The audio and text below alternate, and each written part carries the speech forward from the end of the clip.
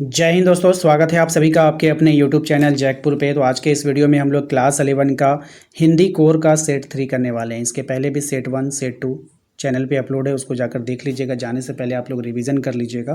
तो चलिए स्टार्ट करते हैं। वीडियो को लाइक कर दीजिए, चैनल पे पहली बार आएँ सब्सक्राइब कर लीजिए, घंटी वाले आइकन को जरूर प्रेस कीजिएगा ताकि आने वाली हर एक वीडियो का नोटिफिकेशन आपके मोबाइल पर जाता रहे।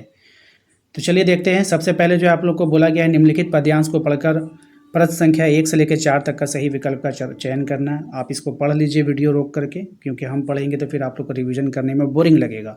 ठीक है, क्योंकि एग्जाम के समय में बच्चे 1 से 2 बार वीडियोस देखते हैं, तो इसीलिए मैं ज़्यादा टाइम वेस्ट नहीं करूँगा। यौवन की तुलना किससे की गई है आपको बताना है। तो यौवन की तुलना जो है पर्वत के शिखर से किया गया है। ऑप्शन नंबर बी हो जाएगा इसका। ठीक है, आइए दूसरे सवाल पे आते हैं। दूसरा सवाल है हमारा, यौवन की सार्थकता तक मानी जाती है जब, तब मानी जाती है जब कठिनाइयों से हार ना माने, संघर्षरत रहें, उन्नति के पथ पर अग्रसर रहें। तो उपयुक्त में से सभी हो जाएगा इसका राइट आंसर। तीसरा सवाल है आपका, कह रहा है आपसे कि कवि के अनुसार यौवन क्या है। कवि के अनुसार जो यौवन है वो क्या है। चट्टानों से टक्कर लेना, नव उत्साह से नाता जोड़ना, विफल प्रयासों से दुगना वेग में भुजाव भरना। तो ये सभी हो जाएगा। ऑप्शन नंबर डी इसका यहाँ पे करेक्ट आंसर होगा। अगले सवाल पे आते हैं। क्वेश्चन नंबर 4 में कह रहा है, काव्यांश के अनुसार नव युवकों में क्या गुण होते हैं। तो इसके अनुसार जो गुण होता है, अदम्य दृढ़ता, सहनशीलता, उत्साह। तो उपरोक्त में से सभी हो जाएगा। ऑप्शन नंबर डी हो जाएगा। इसके बाद क्या करना है, इस गद्यांश को पढ़ना है। पढ़ने के बाद प्रश्न संख्या 5 से लेकर 8 तक के विकल्प का चयन करना है। तो चलिए इसको पढ़ लीजिए आप लोग वीडियो रोक करके। हम डायरेक्ट क्वेश्चन आंसर पे आते हैं। सवाल में कहा गया है कि किसको कुछ नहीं मिलता है। तो किसको कुछ नहीं मिलता है भाई, भाग्यवादी को। किसको कुछ नहीं मिलता है, भाग्यवादी को कुछ नहीं मिलता है। क्वेश्चन नंबर 6 पे आते हैं। इसमें कह रहा है, विश्व में जो देश आगे बढ़े हैं उनकी सफलता का रहस्य क्या है। तो उनकी सफलता का रहस्य कठिन परिश्रम। क्या है, कठिन परिश्रम।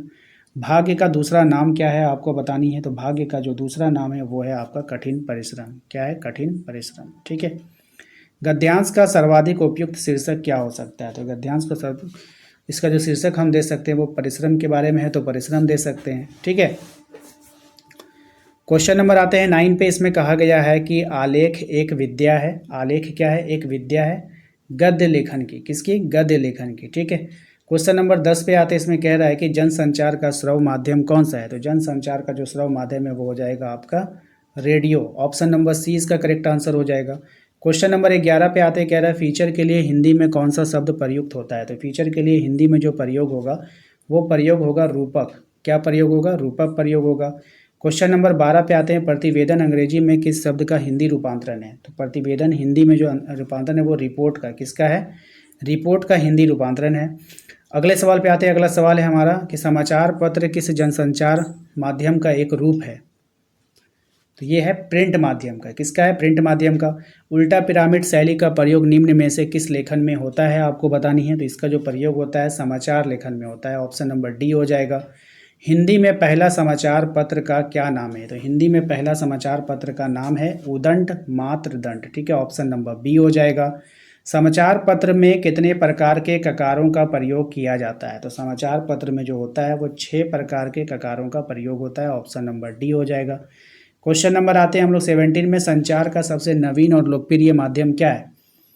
तो यह है आपका इंटरनेट। क्या हो जाएगा, इंटरनेट। Option number C. सूचनाओं का संकलन कर संपादक तक पहुंचाने की जिम्मेदारी किसकी होती है। अब ये जो जिम्मेदारी होती है ये पत्रकार की होती है। ऑप्शन नंबर ए हो जाएगा। अगले सवाल पे आते हैं। यहाँ पे देखिए कह रहा है कि इस गद्यांश को पढ़िए और 19 से 22 तक के लिए विकल्प का चयन कीजिए। इसको पढ़ लीजिए। अब देखिए हम क्वेश्चन पे आते हैं डायरेक्ट।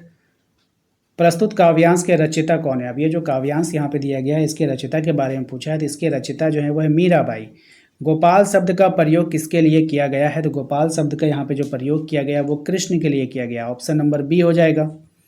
क्वेश्चन नंबर आते हैं 21 पे। क्वेश्चन नंबर 21 में देखिए कहा गया है कि कुल की कहानी का अर्थ क्या है। तो कुल की कहानी का जो अर्थ होता है वो होता है परिवार की मर्यादा। ऑप्शन नंबर सी हो जाएगा। मीराबाई ने अपना पति किसे स्वीकार किया है। तो मीराबाई ने अपना पति कृष्ण को स्वीकार किया है। निम्नलिखित प्रश्नों का सही विकल्प का आपको क्या करना है, चयन करना है। पहला सवाल देखिए कह रहा है आपसे, कबीर दास ने किसका खंडन किया है। कबीर दास ने जो खंडन किया है वाह्याडंबर और रूढ़िवाद का। ठीक है, ऑप्शन नंबर ए हो जाएगा। कबीर की जो भाषा थी वो कैसी भाषा थी? कबीर की जो भाषा थी वो सधुकड़ी भाषा थी, ऑप्शन नंबर बी हो जाएगा। नेक्स्ट है आपका कि मीरा को विष का प्याला किसने भेजा है? तो मीरा को जो विष का प्याला भेजा है वो भेजा है राणा ने। किसने भेजा है? राणा ने भेजा है। वे आंखें कविता में किसका चित्रण नहीं किया गया है? तो वे आंखें कविता में जो चित्रण नहीं किया गया है वो पिता की मृत्यु का। ठीक है, अगले सवाल पे आते हैं। अगला सवाल है रो पड़े होंगे बराबर पांचवें का नाम लेकर। इस पंक्ति में किसके रो पड़ने का उल्लेख है? तो इस पंक्ति में जो उल्लेख किया गया है पिता के रो पड़ने का उल्लेख किया गया है। इसके बाद फिर से एक पैसेज है, इसको पढ़ लीजिए अच्छा से। हम डायरेक्ट क्वेश्चन आंसर पे आते हैं। क्वेश्चन नंबर 28 में कहा गया मियां नसरुद्दीन पाठ का लेखक कौन है? आपको बताना है। तो मियां नसरुद्दीन पाठ का लेखक है कृष्णा सोबती। ठीक है, मियां नसरुद्दीन कितने प्रकार की रोटियां बनाते थे? तो ये जो रोटियां बनाते थे आपको बतानी है, ऑप्शन नंबर है 56 प्रकार की रोटी बनाते थे। अगले सवाल पे आते हैं। चारपाई पर बैठे बीड़ी का मजा कौन ले रहा है? चारपाई पर बैठे बीड़ी का जो मजा ले रहा है वो मियां नसरुद्दीन ले रहा है, ऑप्शन नंबर सी हो जाएगा। लेखिका जब दुकान के अंदर जाकर देखती है तो क्या हो रहा था? तो उस समय आटा सन रहा था। क्या हो रहा था? आटा सन रहा था। पांथेर पंचाली फिल्म का निर्देशन में किसके निर्देशन में बनी थी वो आपको बतानी है। तो ये जो बनी थी सत्यजीत राय के निर्देशन में बनी थी। लेखक सत्यजीत राय किस विभाग में काम करते थे? शिक्षा विभाग, विज्ञापन विभाग, मेडिकल विभाग या फिर बिजली विभाग? ठीक है, ये आपको बतानी है। तो देखिए यहाँ पर जितने भी ऑप्शंस दिए गए हैं ना, मेरे अनुसार जो है यहाँ पे ऑप्शंस मैच नहीं कर रहा है। आपको अगर इसका आंसर पता है तो प्लीज़ आप लोग कमेंट कर दीजिए, क्योंकि मेरे अनुसार जो है सत्यजीत राय जो काम किया करते थे वो एक फिल्म निर्देशक थे, पटकथा का लेखक थे, गीतकार थे, पत्रकारिता का संपादक थे वो। ठीक है, चित्रकार भी थे। तो पत्रकारिता का संपादक, चित्रकार भी थे, सुलेखक थे और संगीतकार थे। तो अगर हम पत्रकारिता को देखेंगे तो वे विज्ञापन में आ सकता है, ये आंसर हो सकता है, लेकिन इतना मैं कंफर्म नहीं कह रहा हूँ। लेकिन अगर आप इसकी जानकारी तो प्लीज़ हमें कमेंट बॉक्स में कमेंट जरूर कर दीजिएगा। ठीक है, एक क्वेश्चन में मुझे डाउट है जिसको आप लोग क्लियर कर लेना।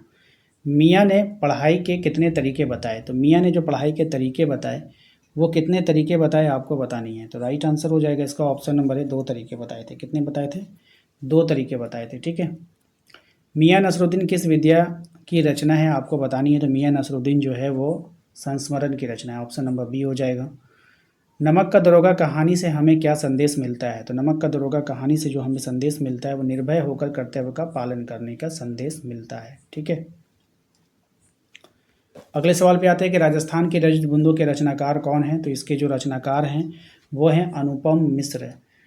पालर पानी किसे कहते हैं? पालर पानी कहते हैं आपका बरसात से मिलने वाला पानी को। ठीक है, चलिए अगले सवाल पे आते हैं। कुएं की चिनाई करने के लिए किस घास का उपयोग किया जाता है? तो कुएं की चिनाई करने के लिए खीप घास का उपयोग करते हैं ना। कौन सी घास का? खीप घास का। कुएं की चिनाई करने वाले को क्या बोलते हैं? तो इसको जो हम लोग बोलते हैं वो बोलते हैं चेलवांजी। क्या बोलते हैं? चेलवांजी, ऑप्शन नंबर सी हो जाएगा।